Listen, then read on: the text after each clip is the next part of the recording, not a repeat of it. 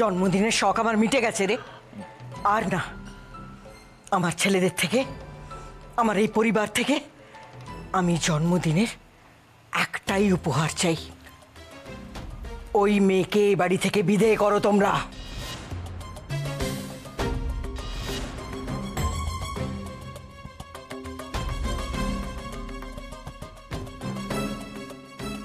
মা, মা গো, মা এমন কথা বলবেন না মা। মা আপনি মেঘলাকে আর যে কোনো শাস্তি দিন, ওকে বাড়ি ছেড়ে চলে যেতে বলবেন না মা। থামো তুমি। তুমি আমার পায়ে পড়ো, আমার সামনে হাত জোড় করো, যা খুশি তাই করো, কিন্তু আমি যেটা বলেছি আমি সেটাই মানবো। মা, মা আমি আপনার সামনে হাত জোড় করছি মা। মা ওকে একবার বাড়ি ফিরতে দিন, ওকে একবার বলার সুযোগ তো দিন মা। আমি ওর মুখ দেখতে চাইছি না। তোমরা সবাই আমার সিদ্ধান্ত শুনে নাও। এ বাড়িতে হয় মেঘলা থাকবে, আর না হয় আমি।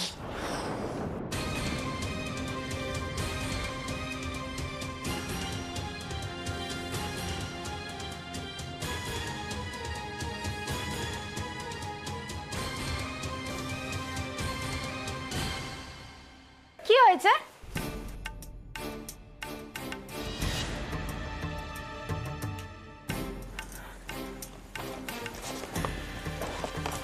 কি হয়েছে? সবাই চুপচাপ কেন? আই দি ভাই, চুপ করে আছিস কেন? বলতো কি হয়েছে তো বল। চাপ বাবা, কি হয়েছে? ও বড় আন্টি, কি হয়েছে বলো তো? তোমরা চুপ করে আছো কেন? আরে বাবা রেগে গেছো কেন বলো? মিষ্টি আনতে দেরি হয়েছে বলে? দেখো না, একবার তাকাও, একবার তাকাও। আম সরি, আমি কান ধরছি। এই তো তোমার মিষ্টি চলে এসছে, আর তোমার পুজোতে দেরি হবে না, সব ঠিকঠাক মতো হয়ে যাবে। দেখো বাপরে, এরকম এটা রেখে থামো, আর এক পাও তুমি এগোবে না। আরে বাবা, তোমার ঠাকুরের জন্য আমি স্পেশাল স্পেশাল ভালো ভালো মিষ্টি নিয়ে এসেছি। তুমি দেখবে আর বলবে যে কত কাজের মেয়ে মেঘলা, কি বুদ্ধিমতী মেয়ে। তখন দেখবো কি করে আমাকে আটকাও। বড় বড় কথা আছে তো বেশ। সবাইকে বোকা, নিজেকে খুব চালাক মনে করো না তুমি? দেখো রুবি, দেখো এমন একটা হাবভাব করছে যেন ভাজা মাছটা উল্টে খেতে জানে না। আরে বাবা, পাপী মেয়ে মানুষ, যে পাপ করে সে কি নিজের পাপটা স্বীকার করে? দাঁড়াও দাঁড়াও দাঁড়াও, আমি একটা সামান্য মিষ্টি আনতে লেট করছি বলে আমাকে পাপী বললে? সেই কথাটা আবার জোর গলায় তুমি বলছো মামু? বাংলায় না একটা কথা আছে জানো তো, চালুনি নাকি সূচের বিচার করে। চুপ করো তুমি, আর একটাও কথা বলবে না। আজকে তুমি যে অন্যায়টা করেছো সেটা মামু চেষ্টা করেও করতে পারবে না কোনোদিনও, কারণ তার রুচিতে বাঁধবে। দেখো দেখো, তোমরাই দেখো। আরে বাবা তোমরাও দেখো, তোমরাও দেখো। দেখেছো তো এই মেয়ে আমাকে কত হেয় করেছে, কত ছোট করেছে, অপমান করেছে। তবুও কখনো আমি স্বপ্নে ভাবিনি যে এই মেয়ে সংসারে এত অনিষ্ট করার চেষ্টা করবে। ভাবে তোরা তো সাক্ষী, তাই না? তোরা তো দেখেছিস। আমি ভাবতেও পারিনি এত অনিষ্ট করার চেষ্টা করবে। তবে হ্যাঁ, আজকে ওর মুখোশটা খুলে গেছে, আর ওকে চিন্তা করার বাকি নেই। এই চ্যাটার্জি পরিবারের মান সম্মান ধুলোয় মিশিয়ে দিয়েছে, এটা কি কারোর জানতে বাকি আছে? আই মামু, কি তখন থেকে বলে যাচ্ছে বলো তো? ইনসাফ কা দেবতা, জুলম কা সাফাই, এগুলো না হিন্দি সিনেমাতে বানায় গো। তুমি কেন এখানে বলছো? তোমার মুখে বানায় না। আর তখন থেকে এরকম মেলোড্রামাটিক অ্যাক্টিং করে যাচ্ছ, তার রিজনটা কি গো? আই দি ভাই, শোন না, কি বলছে রে? হ্যাঁ, নিশ্চয়ই কোনো গন্ডগোল পাকিয়েছে না মামু? তুই এতক্ষণ কোথায় ছিলিস মেঘলা? এ বাবা, মিষ্টির দোকানে আমি তো পারমিশন নিয়ে গেলাম। মিষ্টির দোকান তো আমাদের বাড়ি থেকে বেশি দূর নয়, তোর তাহলে এত সময় কি করে লাগলো? হ্যাঁ বেশি দূর না, কিন্তু যেটা তুই নিজে মিষ্টিটা না নিয়ে এসে ওই ছেলেটাকে দিয়ে পাঠালি কেন? ছেলে? তোর কি কোনো বোধ বুদ্ধি নেই? তুই পুজোর মিষ্টির সঙ্গে মাছ? তুই এটা কেন করলি মেঘলা? তোকে আমি কতবার বুঝিয়েছি বলতো, তুই সব কিছুকে ছেলে মানুষের মতো নিস না। তুই তো আমার কোনো কথা কানেই তুলিস না। কিন্তু একটা কথা ভুলে যাস না মেঘলা, তুই এই বাড়ির বউ, আর দায়িত্ব যখন একবার নিয়েছিস সেটাকে ঠিক মতো পালন করতে শেখ। তুই এইরকম একটা বোকামি কি করে করলি? এই দিদি একটু দাঁড়া তো। আমি একটা ছেলেকে দিয়ে এই বাড়িতে পুজোর জন্য মিষ্টি আর মাছ পাঠাবো? তোর মাথাটা খারাপ হয়ে গেছে না একেবারে? আরে বাবা, কোন ছেলে, সে কোত্থেকে এসছে? আমি তাকে চিনি না, জানি না, শুনি না, আমি তাকে দুম করে পাঠিয়ে আমার মনে হয় কেউ আমাকে দোষ দিচ্ছে, আমার ঘাড়ে ইচ্ছে করে দোষ চাপাচ্ছে। বিশ্বাস কর, এই ব্যাপারটা আমি জানতামই না, আমি তো প্রথম তোর কাছ থেকে শুনলাম। বাহ, অভিনয়টা তো বেশ ভালো করো। তুমি ওই ছেলেটাকে আমাদের বাড়িতে এইসব নিয়ে আসতে বলনি?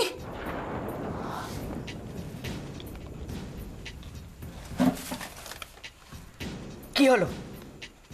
কি এটা? ঝুড়ির মধ্যে সুন্দর করে মিষ্টির সঙ্গে এই মাছটা ছিল। কি হলো? কোনো উত্তর নেই তো? আর ওই ছেলেটা এ বাড়িতে এসে প্রথম কথা কি বললো? বললো এ বাড়ির ছোট বউ নাকি ওকে পাঠিয়েছে, ছোট বৌদি। ও জানলো কি করে যে তুমি মিষ্টি আনতে গেছিলে? বড় আন্টি, তো তোমার কি মনে হয় আমাকে দেখে কি তোমার পাগল মনে হয়?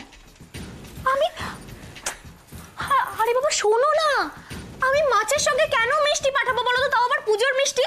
পুজোর মিষ্টি তো আমি নিজের হাতে এই মাত্র কিনে আনলাম, দেখো। আমি ডাকাত, একেবারে ডাকাত। আরে বাবা শোনো, ওই ছেলেটা কি অন্তর্যামী নাকি? হ্যাঁ, যে ও জানতে পেরেছিল তুমি মিষ্টি কিনতে গেছো? নাকি ভগবানের নিজের ইচ্ছে হয়েছে এই সমস্ত মাছ ফাছ পাঠিয়ে নিজের পুজোটা অনিষ্ট করে দেওয়ার? দিদি রে, ও দিদি, তোর এই ছোট বৌমা হয়ে গিয়ে এখনকার যুগের অবতার, বুঝলি? স্বয়ং ভগবান ওর হাতে মাছের ভোগ খেতে চেয়েছে। চুপ কর, চুপ কর ভাই। এইসব কথা বলে আমার পাপের ভাগ আর বাড়াস না। আমার এই সাজানো গোছানো সংসার সব ভেঙে গেল। যে যা খুশি তাই করছে, কোনো বাঁধন নেই। বুঝতে পারছি এই সংসারের রাশ শক্ত হাতে না ধরলে সব হাতের বাইরে চলে যাবে। তুই তো জানিস না, তুই যখন ছিলি না তখন তখন কি সব অনার সৃষ্টি হয়েছে তুই জানিস না, তুই কিচ্ছু জানিস না। ওই আছে না কথায় যে বামুন নেই ঘর, লাঙল তুলে ধর।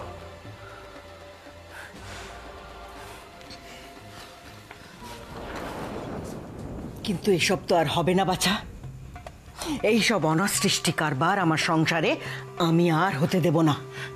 আরে দিদি, ওই যে তখন বলছিলি সেটা বল না, কি একটা বলছিলি না? হয় তুই এ বাড়িতে থাকবি, না হলে কাকে একটা বাড়িতে। হ্যাঁ, বল, থেমে গেলি কেন? ঠিক তাই। এই মেয়েকে আজই এই সংসার থেকে বিদায় নিতে হবে।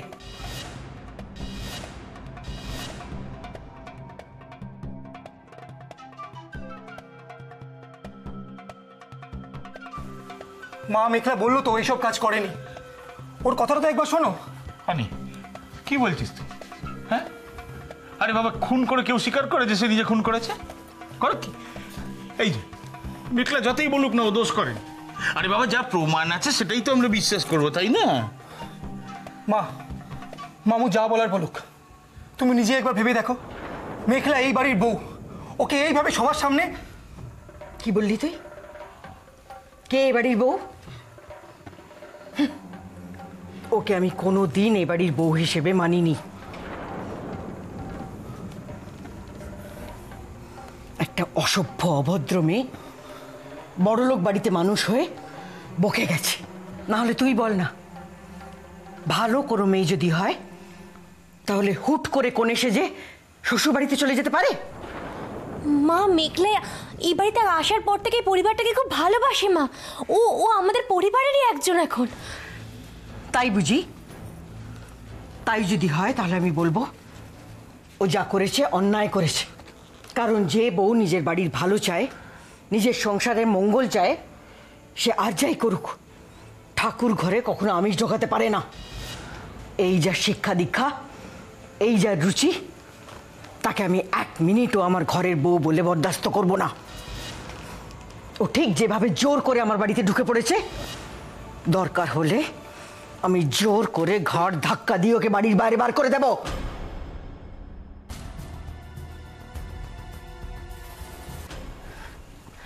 অগ্নি, তুই তোর বউকে বল ওর বোনের ব্যাগপত্র যেন ও এক্ষুনি গুছিয়ে দেয়। এই পাপের ছায়া আজ এই মুহূর্তে আমার বাড়ি থেকে বিদায় হবে।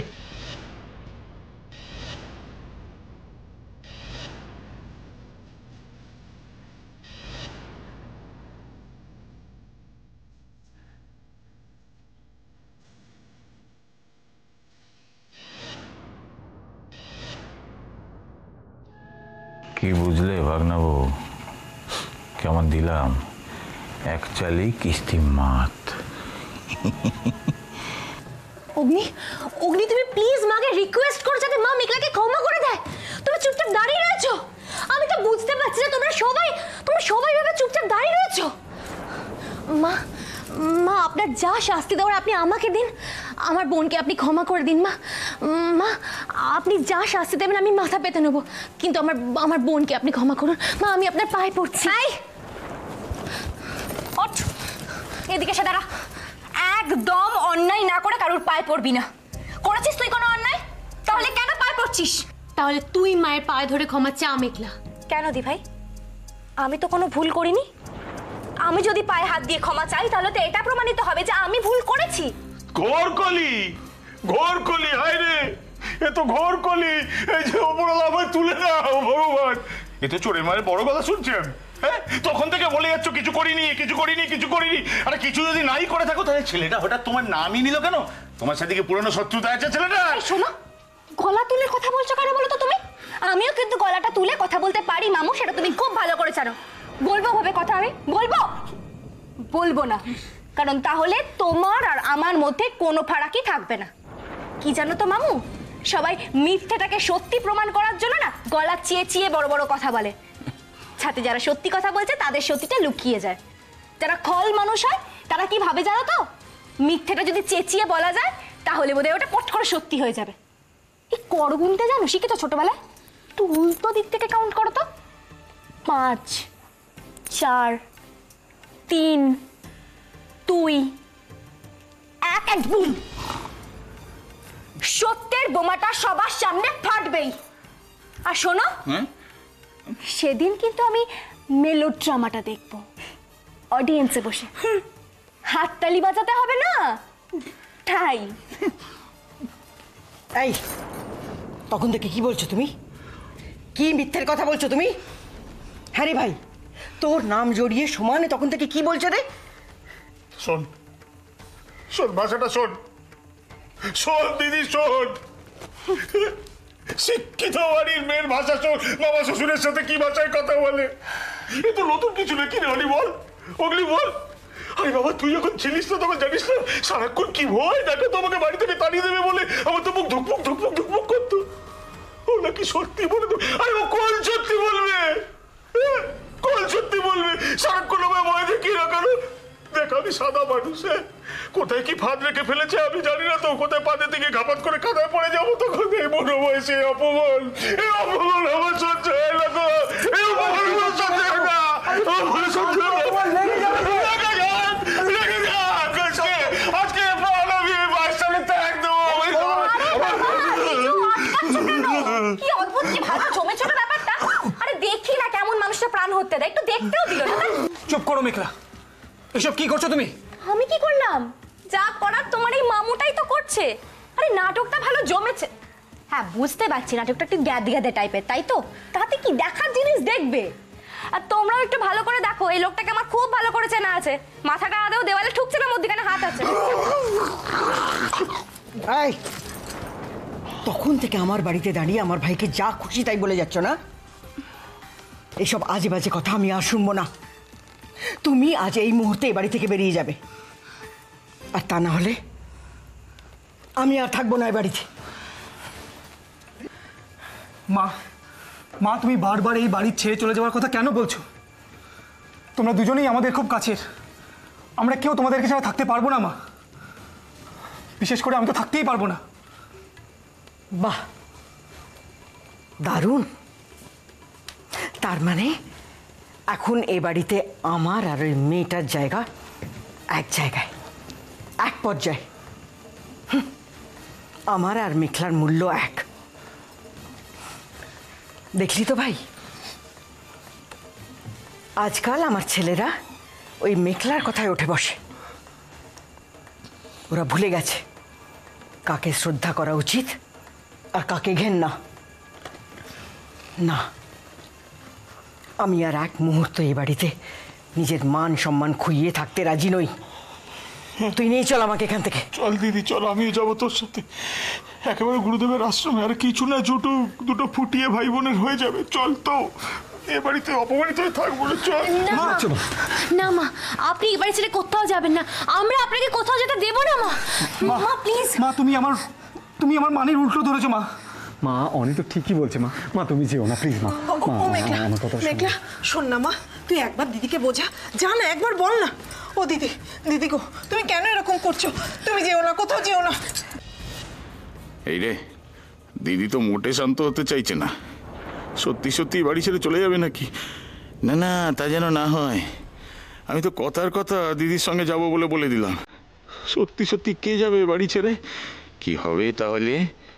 কেউ কি দিদিকে আটকাতে পারবে না?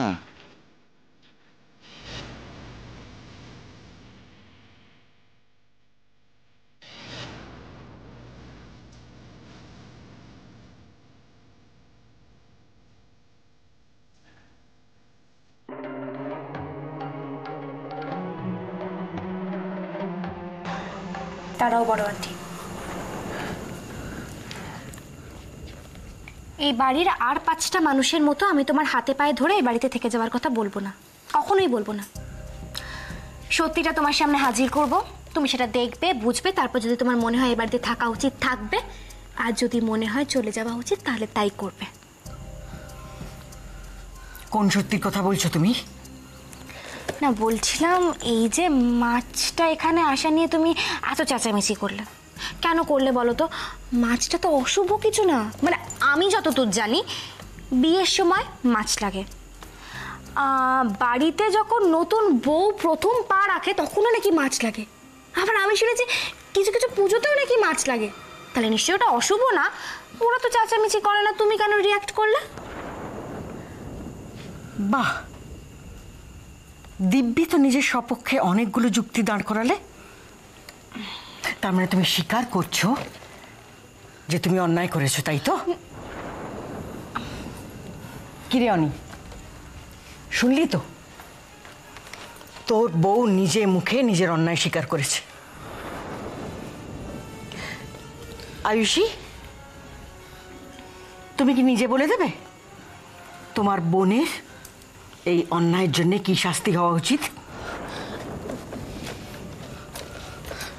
কিরে ছোট, চুপ করে আসিস যে, কিছু বলবি না? আমি বলবো বড় আন্টি, তোমাকে কিছু বলবো না, আমি মামুকে বলবো। বলছিলাম কি, তোমার দিদিটা না বেশ ভালোই আছে, এখন একটু রেগে গেছে, পরে দেখবে শান্ত হয়ে যাবে, সব ভুলে যাবে। এই যে দাঁড়িয়ে দাঁড়িয়ে ঠাকুরের কাছে প্রার্থনাটা করছিলে, সেটা একটু মন থেকে করবে তো, তাহলে তোমার মনস্কামনা ঠাকুর পূর্ণ করে দিত।